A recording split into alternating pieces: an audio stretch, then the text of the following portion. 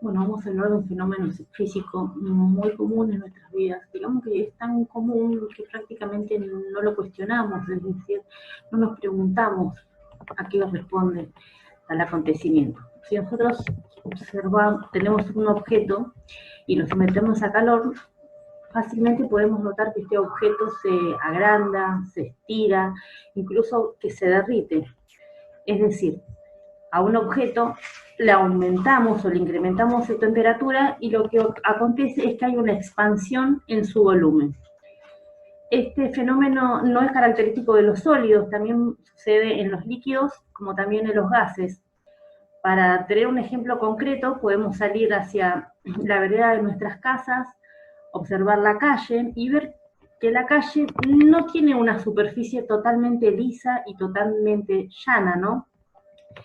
Si observamos con detenimiento, vamos a ver que a la mitad de la calle, ¿sí?, existe una ranura que en el momento de hacerla, los obreros generalmente la rellenan con un material un poco más flexible que el concreto de los laterales. Generalmente este material es brea, ¿sí? Si nosotros miramos esta ranura un día de invierno, un día en que la temperatura es baja, vamos a notar que esta ranura es bastante visible, ¿no? Sin embargo, si observamos un día de verano, donde la temperatura es alta, vamos a notar que esta ranura es un tanto más pequeña. Entonces nosotros vamos a decir, bueno, la ranura se achicó en este caso. En realidad no es lo que sucede. Si bien la ranura se achica, hay un fenómeno de expansión en el concreto. Es decir, la temperatura que emite el sol llega al concreto, eleva la temperatura y esto sucede acontece en la expansión del concreto.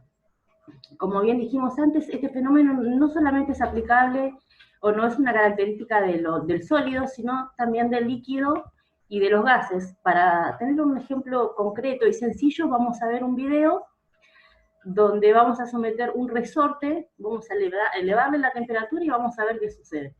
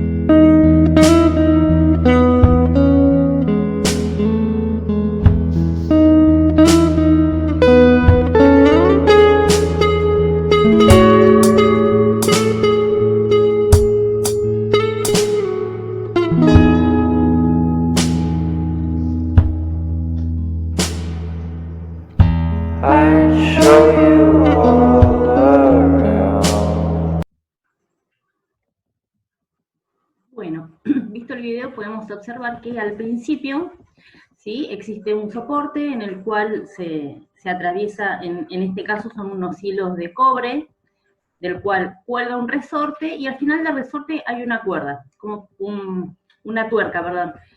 Como podemos observar, esta cuerda no tiene un peso significativo para que el resorte se estire.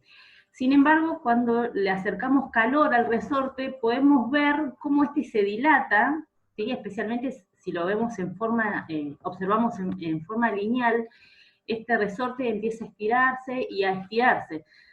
Cuanto más temperatura, más se estira. ¿Esto qué es lo que nos comprueba? Nos comprueba que al darle calor hay una dilatación lineal en el resorte. Sabemos que los materiales, ¿sí?, los elementos que usamos comúnmente, están compuestos por materia, y esta materia a su vez está compuesta por diferentes átomos, ¿no?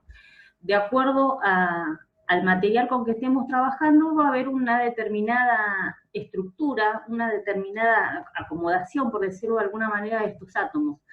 Sabemos que en los sólidos están ubicados con una determinada estructura, en los líquidos está un poco más separado y en los gases está aún más separado estos átomos, ¿no?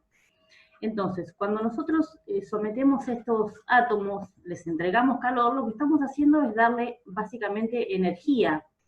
Y cuando estos átomos se cargan de energía, lo que tienden es a moverse, a incrementar su velocidad y manifestarse de acuerdo a las posibilidades que tengan. Y básicamente esto es lo que puede explicar lo que es la expansión lineal.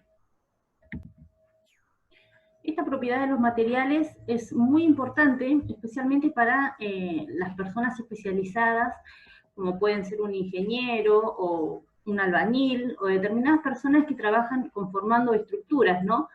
Es decir, vamos a ver de ejemplo el arquitecto. El arquitecto, a la hora de elegir o sea, al momento de planificar una estructura, ya sea una casa, un edificio, tiene que tener en cuenta los materiales que va a usar y, por sobre todo, el coeficiente de dilatación que tiene este material. Por supuesto que no todos los materiales dilatan de la misma manera. Cada uno tiene un coeficiente de dilatación distinta.